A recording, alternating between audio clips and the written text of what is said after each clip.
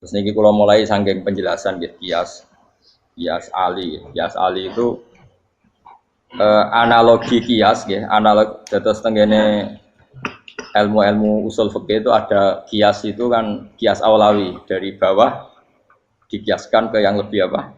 Atas. Ada kias setara namanya kias musawah setara. Ada kias fahwal khitab, maknanya ya orang pasti sadar kalau maknanya seperti itu. Nah, sampean saya kira beda. Jawab mau biasa mau. Kudu ya pantes, pinter ya pantes jawab ya. Kalau bolak-balik ngaji menerangkan. Kita ini hidup itu menjadi tahu apa malah menjadi tidak tahu gara-gara hidup. Nah, aku mari ke goblok sih, ora oleh.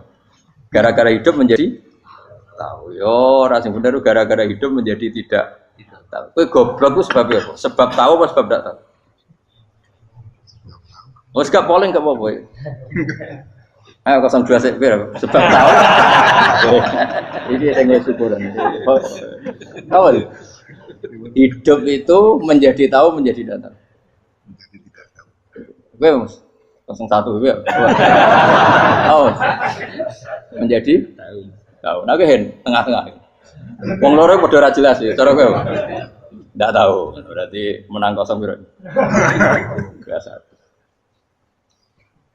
Tawari ilmu hakikat ya. Jadi awal syaratnya jadi wali. Meskipun jadi wali ku yo angel tapi tak warai mukadimah ya napa.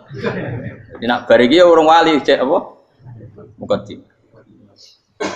Ndak sekarang misalnya gini, saya mau minum teh. Berarti saya melihat teh. Saya minum teh. Karena saya fokus minum teh terus anak saya main di sekeliling saya, anak saya kecil misalnya. Terus jatuh. Saya ini dianggap bodoh kan? Bodoh kan? Gara-gara mau minum teh fokus saja, membiarkan anak jatuh. Yang andai kan saya tidak fokus minum teh, mungkin anak saya terkontrol. Terus ngerti nak ada cilik kan potensi apa? Begitu juga dunia. Gara-gara delok babunan ayu-ayu, delok gemerlapi dunia politik, delok hal-hal yang enggak penting, akhirnya melupakan hal yang penting.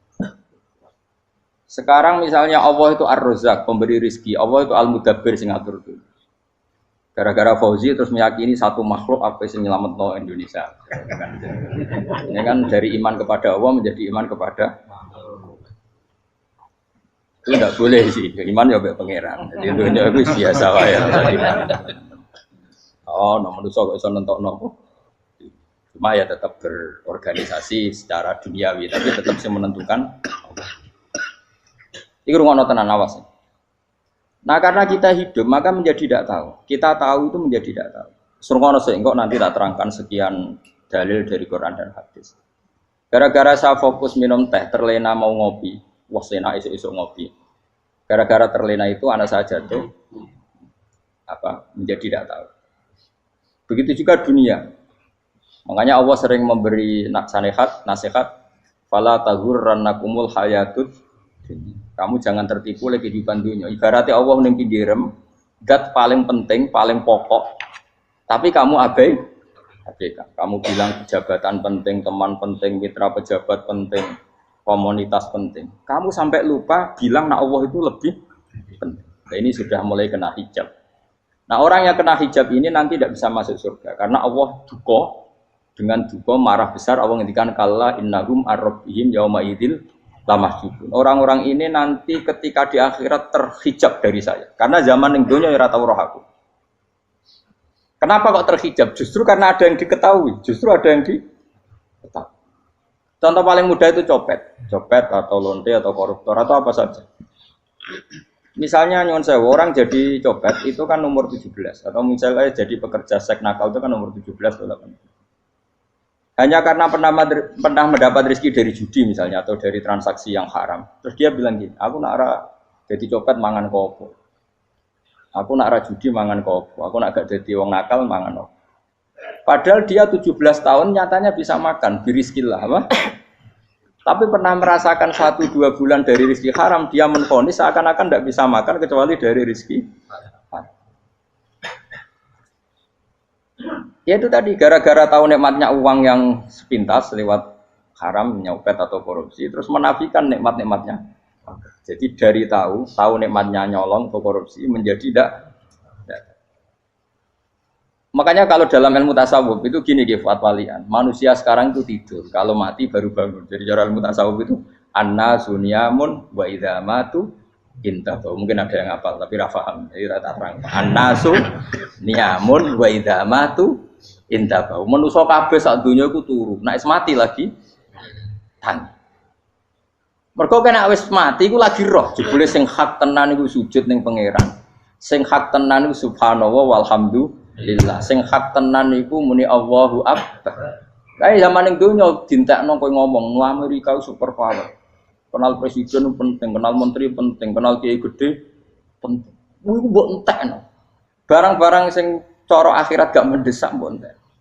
Wong nak ramangan mati, nak ra duwe gaji sumpek, pensiun sumpek.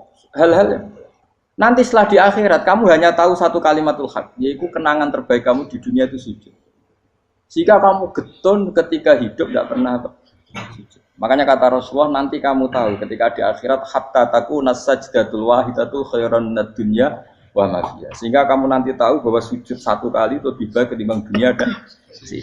Karena ternyata setelah kamu di akhirat yang layak jadi poin kamu hidup di dunia itu hanya apa?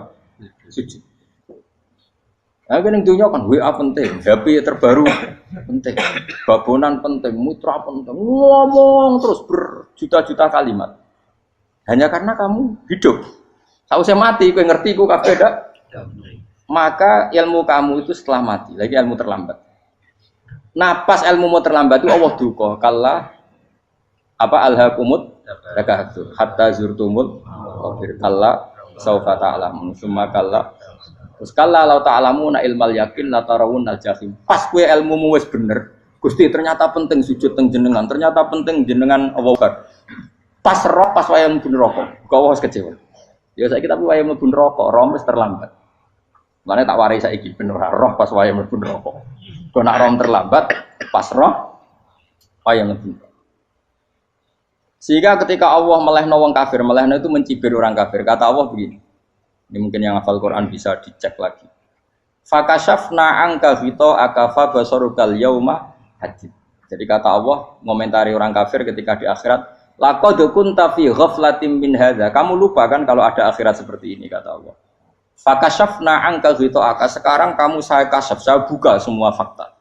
Fabasarukal yauma hadid. Sekarang pandangan kamu tajam.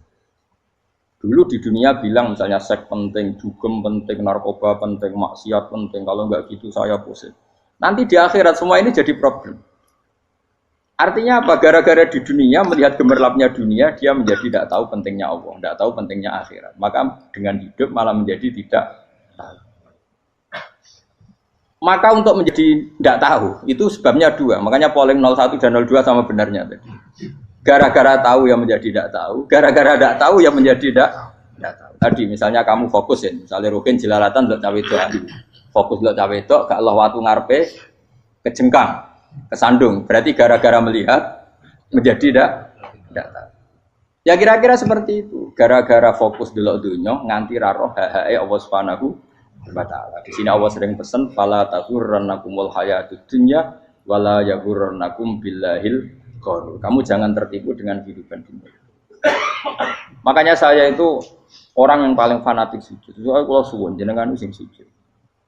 Wes sujud salat 5 waktu lah nikmati. Karena sekali kamu terbiasa mensifati dunia ini penting, nanti kamu akan lupa mensifati akhirat itu penting. Dan itu awal kamu tergelincir dari ansawa isabil, dari jalan yang benar. Makanya tadi pepatahnya orang sufi apa? Anna sunyamun wa idza matu indah. Manusia itu tidur, kalau mati baru. Terus contoh kedua begini. Kenapa Allah begitu murka ketika orang tidak mengerti hak-haknya Allah?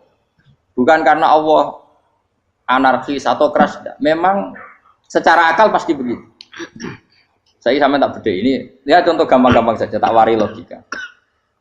Kalau ada orang buta lewat kemudian nabrak tembok, karena apa? Karena buta kan? Buta itu maknanya apa? Tidak tahu. Akibat tidak tahu, nabrak tembok. Ya kan? Karena tidak tahu nabrak tembok, karena tidak tahu terjatuh di sungai, karena tidak tahu terjatuh di jurang. Sekarang juga sama. Orang karena tidak tahu pentingnya agama, tidak tahu pentingnya Allah, kemudian dia fokus ke duniawi. Akhirnya ya nabrak tembok. Natijanya sama enggak? Saya ulang lagi ya, orang buta karena tidak tahu nabrak tembok. Orang fokus untuk perempuan cantik atau melihat apa, kemudian dia tidak tahu depannya juga nabrak. Untuk menjadi nabrak itu syaratnya tidak tahu apa tahu. Bisa dua-duanya. Tidak tahu ya sebabnya nabrak, fokus ke yang lain ya bisa. Maka tidak tahu ya sebab nabrak, fokus ke yang lain juga sebab.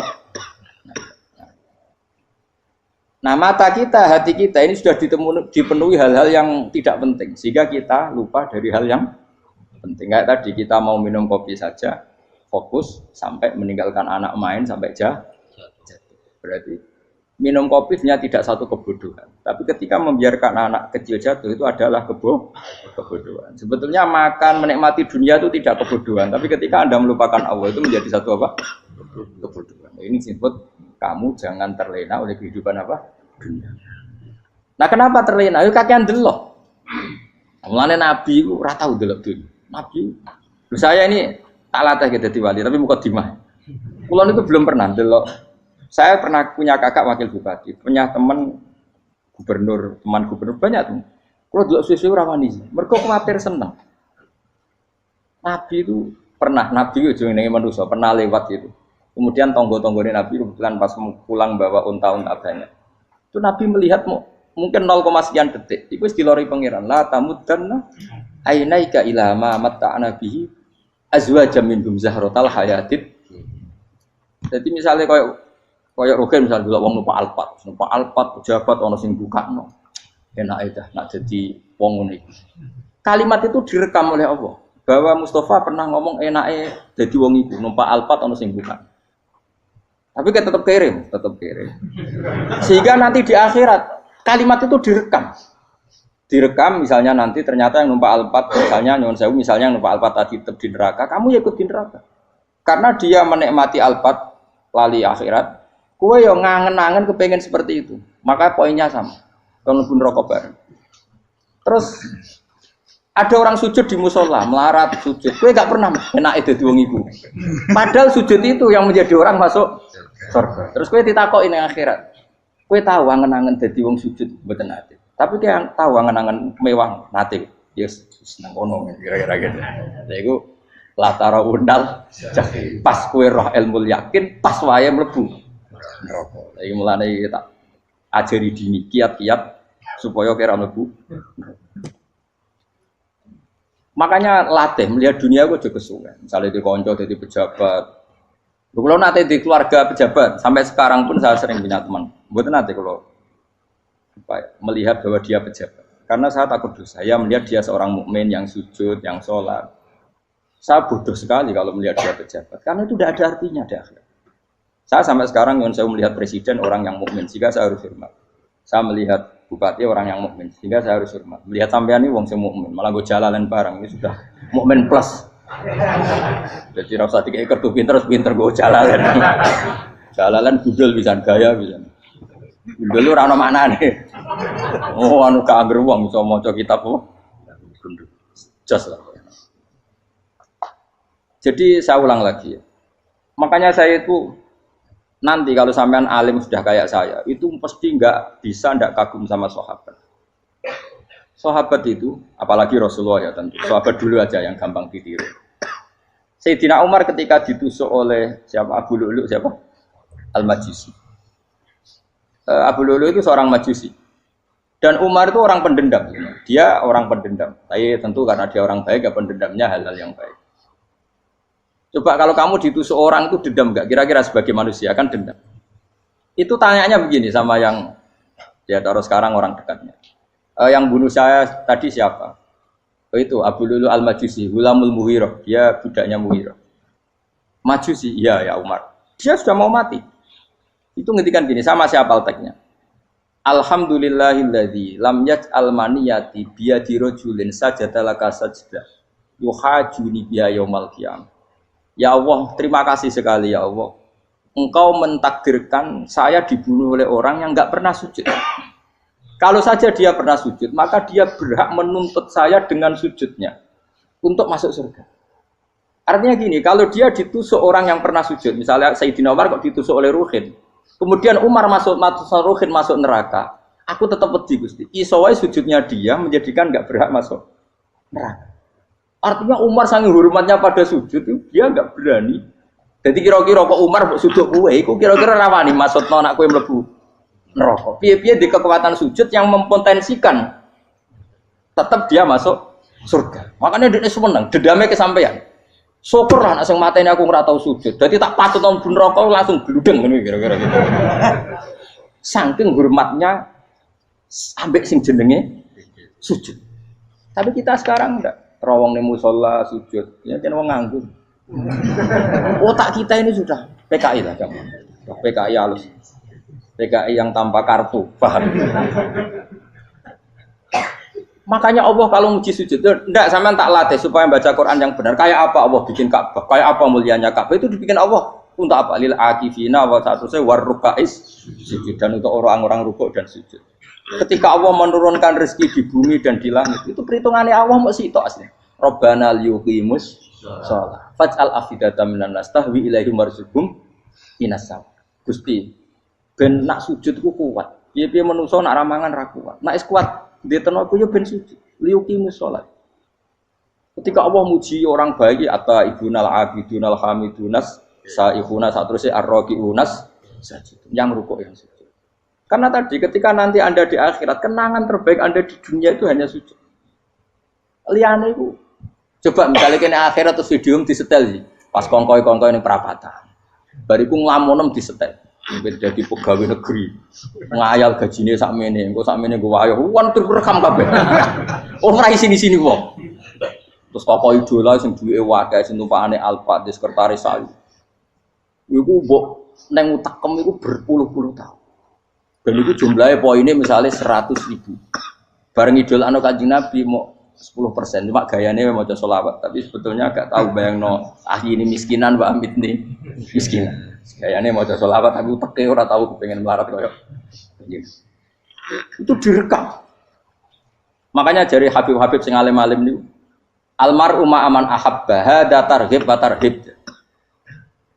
Kita ini kan sering dimotivasi mubaligh. Mubaligh itu kan saya naik dhewe nang. Harus pokoknya seneng Nabi swarga. Dari Habib-habib sing alim nak ngritik, masalahnya dhewe mu almar'u ma'aman ahabba. Wong dibarengno wong sing disenengi. Apa kamu bisa menjamin seneng Nabi saudure seneng wong-wong itu? Jangan-jangan kita lebih berkeinginan seperti orang tertentu yang kaya raya, yang terkenal, yang hebat. Meskipun kowe oleh sana muni seneng Kanjeng Nabi. Jangan-jangan status cinta kita terbukti ke orang itu. Iya toh, misalnya gambarnya pasang neng kamar, puas, partai, uang, kuasa. Terus, kue nyumbang masjid nyuwun sewu mau 50.000, tapi bareng nyumbang untuk kemenangan orang itu 10 juta. Nyebut uang itu satu hari 100 kali, nyebut Nabi pendak sholat. Bareng dihitung, dipoling mbak malaikat, disurvei buat dipoling orang pokoknya. Dengan cara begini, status senangnya orang ini ke siapa? Ya, ono pengajian sholawatan nyumbang 50.000, nanggo pemenangan. Habis kita diundang hayya ala sholah melaku ngenteni komat. Tapi nak diundang acara kampanye teko ngarep sedurunge 2 jam. Baru sekian di polling, terus kadar cintamu ke siapa coba? Dari sekian indikator misal cara polling. Jangan-jangan diputuskan lebih seneng ke itu. Ya sudah almarhum aman. Apa? Makanya kata orang-orang alim almarhum apa? Orang itu terserah disenangi. Masalahnya kita tidak ada jaminan lebih senang Nabi. Ya orang ada jaminan ya saya aman misalnya. Hitung dewi-dewi. Rasa menang terus kau begitu. So wis kadung tuh, so wis kadung.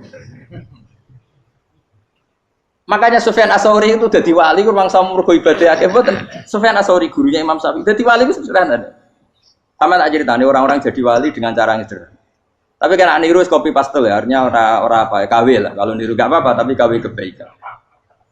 Sufyan Ats-Tsauri itu ditanya, kenapa kamu sedekat itu sama Allah dan Anda keramat? Jadi resepnya begini dok. Saya itu belum pernah ke masjid nunggu adzan. Paling gak setengah jam, 1 jam sebelum adzan itu saya sudah ada ke masjid. Ditanya, kenapa begitu? Kita kok kawula sing elek, moro ngenteni dicelup. Terus ngerti nak wayahe yak ngono kok Allah nyeluk. Misalnya saya punya cah dalem. Atau saya punya karyawan, tiap jam 8 itu buka toko. Nah, bayangno itu sih. Saya punya karyawan, tiap jam 8 tugasnya buka. Selalu buka tokonya ngenteni tak panggil. Rohen, toko buka, siap. Tapi besok yang ngono lagi, wis jam 8 buka, siap. Tiap hari gitu, kira-kira ngendarani karyawanku goblok apa sopan? Kira-kira enggak jawab deh. Goblok kritik ndak usah gitu.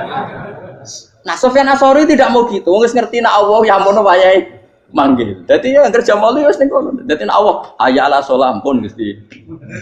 Hayya ala sholam pun teng mriki. Iku sudah dadi wali. Oh, iku saya buat tiru tapi kawe lho, enggak masalah, tapi ini kan resep napa? Lho mangkel lo gak kira-kira. Ana karyawan tiap jam 8 kon buka toko. Selalu marane ngenteni di pagi. Jadi wali dulu tuh punya cara muamalah sama Allah tuh luar biasa. Ya ora usah mbok tiru terus kemen dadi wali wis ra iso kadung salah. Biasa wae. Aku lah nganti saiki ya biasa wae. Aku mau masjid ngenteni mekumat ya biasa wae. Tapi aku kan iso dadi wali lewat jalur liya lah aku ya. Jalurku kan akeh. Mulang ya mari wali, sabar ning coba ya mari wali. Jane ana jalur fikir ya mari wali. Tapi kan loro, fikir loro. Jadi Imam Adil ya wali, di bojo judes itu wali, masyhur. Ana wali barokah di bojo judes. Jadi ya jalur dadi wali. Wah lebih ngeri lagi. Ngeri tenan nganti akhirat aja wedi. Jadi anak jote wae kan. Para suami takut istri silakan baris, bareng sing wis baris, bareng sing wedok. Pak Rene lho tetep moro-moro. Wah, wedi bojo kegawangan ini akhirat bahaya, you know. Yes. Bahaya wedi bojo nganti kegawan apa?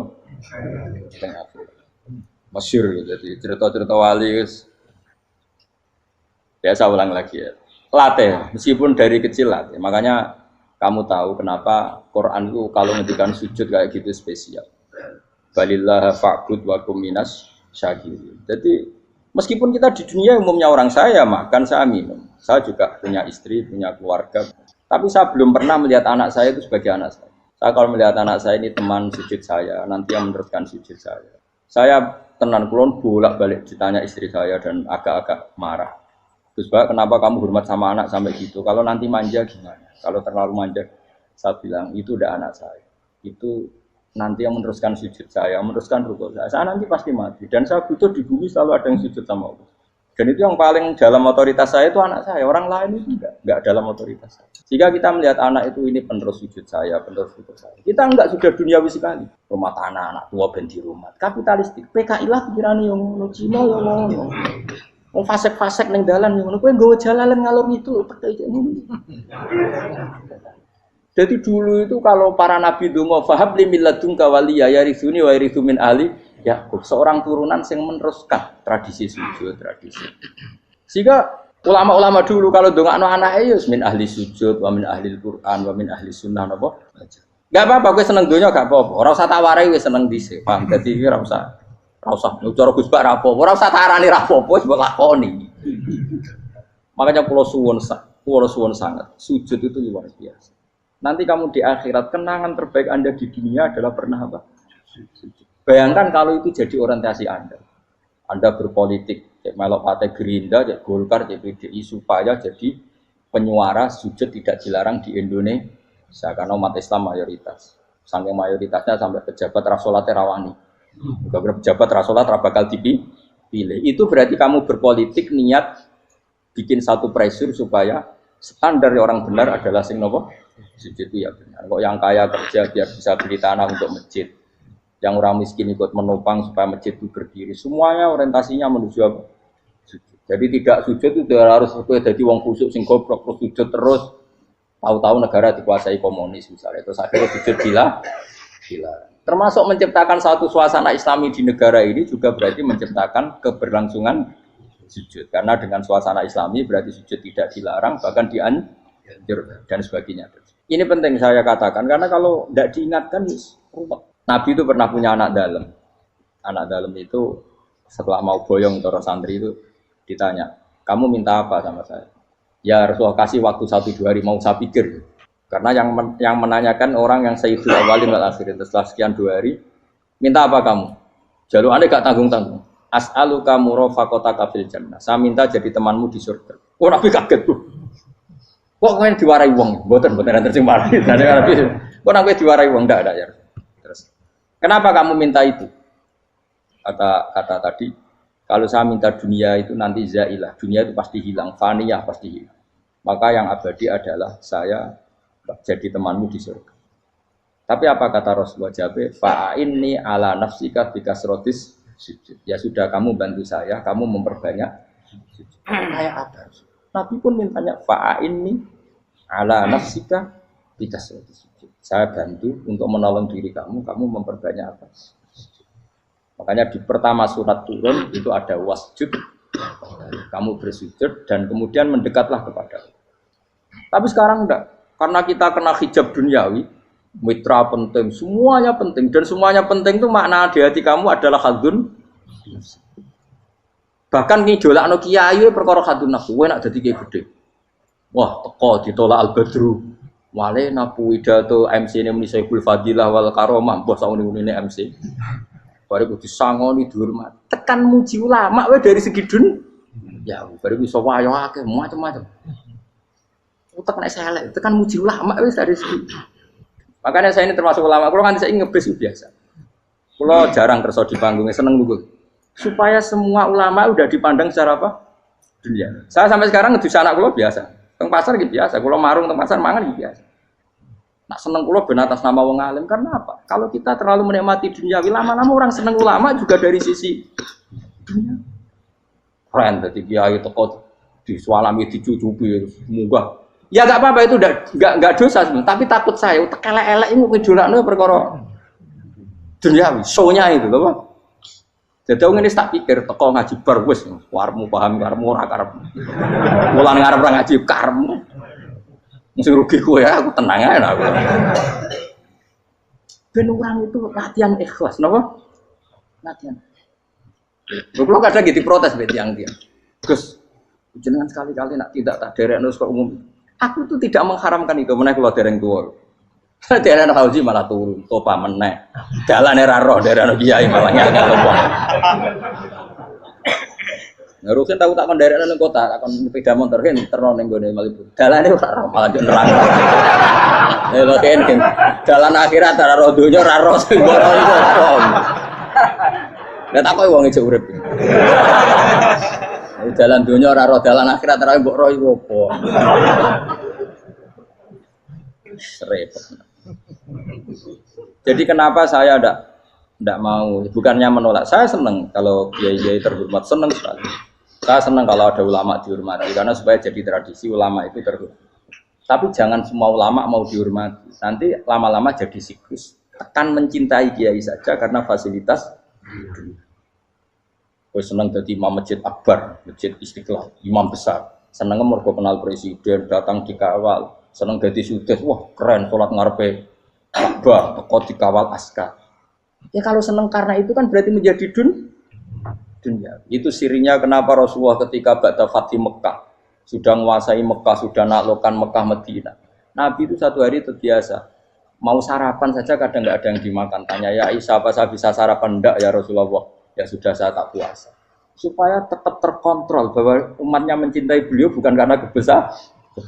Itu Rasul. Itu setelah periode Mekah loh, jangan kira itu periode Medina. Apa? Itu periode apa? Medina loh. Periode yang setelah Nabi punya segala.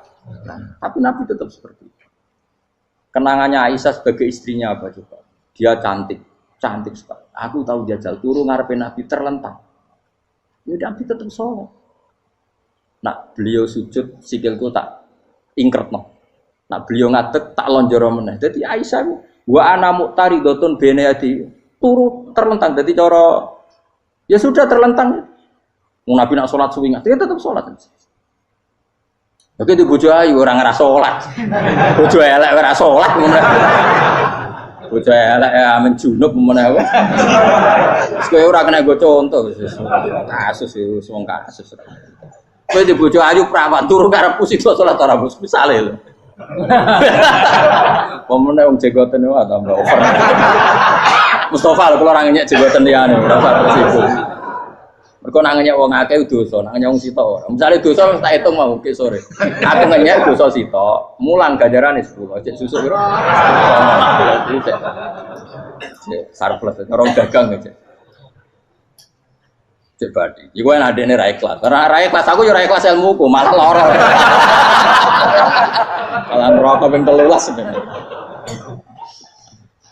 Makanya ini dipikir, saya ulang lagi, harus dipikir secara matang-matang bahwa kita tidak boleh terlena oleh kehidupan dunia. Menjadi bodoh kan Anda minum teh, kemudian anak Anda jatuh di pinggir Anda. Paham? Nah, sekarang menyangkut mukjizat. Ini masih tentang ayat ini, nanti sampean tahu logikanya. Tak beda, tidak jawab satu-satu aja. Karena iman sarannya harus tahu. Fa'lam itu tak tahu. Fa'lam annahu la ilaha. Ketika sekarang telur, saya memberitahu misalnya, Gen, telur ini udah dipitik, cara gue mungkin tor. Ayo jawab satu-satu. Mungkin kan? Tapi pertanyaannya, saat telur menjadi pitik kemudian mungkin, dan ayam ini bisa terbang, bisa selingkuh, bisa punya anak turun, itu menjadi mungkin itu kan kamu pun tidak ikut menciptakan. Ikut gak kamu menciptakan telur menjadi ayam? Tidak kan? Kan di luar kudroh kamu, di luar kemampuan kamu. Tapi kamu bilang itu mungkin. Ada onta yang buting, yang sudah hamil sudah. Kamu bilang, nanti onta ini mau punya anak. Dan anaknya nanti bisa jalan seperti induknya. Kamu katakan apa? Mungkin. Tapi saat Anda katakan mungkin, Anda ikut menciptakan enggak? Enggak kan, tetap itu kudrohnya Allah. Tetap itu. Maka para nabi itu tidak tahu bedanya antara onta yang keluar dari indukannya dan keluar dari batu. Itu syaratnya jadi nabi, syaratnya jadi wali. Nah, saya kira nabi. Makanya Nabi Soleh ditakoki, bukti nak kudrohe pangeran itu. Lah kamu minta apa kata Nabi Soleh? Silahkan ada unta keluar dari batu itu. Nabi Soleh bisa. Ya tenan terus unta keluar dari batu. Terus kaumnya gawo. Wah kok hebat tenan unta metu kok batu. Jare Nabi Soleh, ya padha karo unta lahir kok indukane. Bedane apa? Yo beda. Lah bedane apa? Metu kok watu kok ya ora melok gawe. Metu kok indukane ya kok ora melok gawe. Bedane apa? Tapi tak temu kena hijab, ngono niku ana bedane. Cara nabi-nabi ora roh bedane. Lah kula termasuk warasatul anbiya ya ora roh bedane cara. Waras utek kula niku waras. Lho lha yo misale kowe cara iman seperti itu yakin dadi wali. Wes amatir-amatir lah, wali swasta lah. Pokoke wis dadi. Jadi manusia itu lucu, sesuatu yang dia pun tidak bisa. Iku sok bedakno. Kalau telur menjadi ayam mungkin. Sapi keluar dari indukan mungkin, biji padi menjadi padi besar mungkin, tapi nak watu kok jadi biji padi mukhal. Lo saat yang dikatakan mungkin itu apakah manusia ikut memberi? Tidak kan? Ikut menciptakan? Harusnya kan dia bilang, yo aku menyaksikan itu karena ada kekuatan X yang menciptakan itu. Harusnya dia kalau mau konsisten kan, saya tidak bisa menciptakan telur jadi ayam, tapi ada kekuatan lain yang menciptakan. Dan saya tidak bisa. Jadi telur keluar dari ayam ya kita tidak bisa menciptakan. Sapi keluar dari indukan ya kita tidak bisa menciptakan. Termasuk untanya Nabi Soleh yang keluar dari batu besar kita. Makanya semua Nabi itu tidak tahu bedanya. Itu bedanya Nabi sama enggak Nabi. Makanya Nabi itu tenang ya, masyhur. Ketika perang Khandaq, Nabi itu kelaparan. Kemudian Jabir datang, ya Rasulullah, istri saya menyiapkan makanan untuk orang 6. Karena kambingnya hanya kecil. Maka hanya orang 6 saja yang kau boleh datang ke situ. Tapi Rasulullah dengan santainya, ya ahlal Khandaq. Padahal yang ngeduk Khandaq itu sekitar 3.000, ya ahlal Khandaq. Halumu ilayya ayo ke Jabir, karena Jabir sona atau amat, bikin makanan untuk kalian. Itu 3.000 orang. Wah Jabir dimaki-maki sama, sudah bilang untuk orang 6 Nabi, ya apa-apaan orang banyak, itu mesti tidak cukup, kita mana. Nabi santai, bilang ke istri kamu, Jabir jangan buka makanan itu kecuali saya. Ya, pakai Nabi matur untuk mengira. Gusti ini cukupkan untuk orang banyak. Sama Allah di ACC ya terus cukup. Karena bagi Nabi, Nabi tahu betul. Sekarang ketika beras menjadi beras, apa dalam kudroh kamu? Dalam kemampuan kamu? Enggak kan? Ketika sistem tubuh kita makan kemudian jadi kenyang, apa dalam kemampuan kamu? Kue muni mangan maknane sego bolebokno mulut, terus kue darani punya kemampuan makan. Apa setelah itu kamu mengendalikan sistem saraf kita, sistem urat kita? Enggak kan? Jadi Nabi ora roh bedane, justru itu jadi Nabi. Karena dia enggak pernah terjebak, Nabi enggak pernah terjebak oleh yang dili.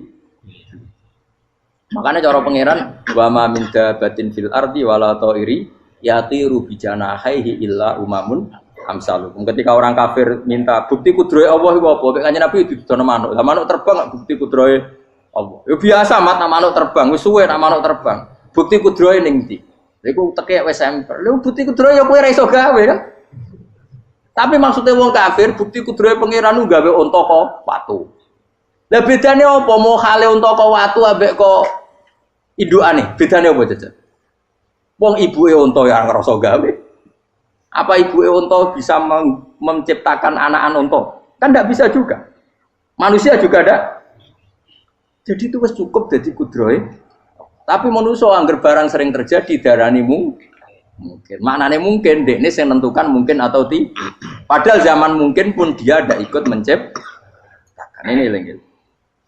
Makanya itu kenapa Allah akhirnya bikin mukjizat supaya orang itu ingat kedahsyatan kudrohe Allah. Sebetulnya mukjizat itu tidak penting. Maksudnya tidak penting tadi untuk iman sebetulnya tidak perlu mukjizat. Makanya ketika Rasulullah SAW ingin nuruti mukjizat yang diminta orang kafir, Allah malah ngelingno inna fi khalqis samawati wal ardi wakhtilafil laili wan nar. Sajane ana langit, bumi, ada lautan, ada apa sudah bukti kudrohe. Nah sekarang mukjizat kok ngenteni unta keluar dari apa tadi? Batu, ngenteni Nabi Soleh.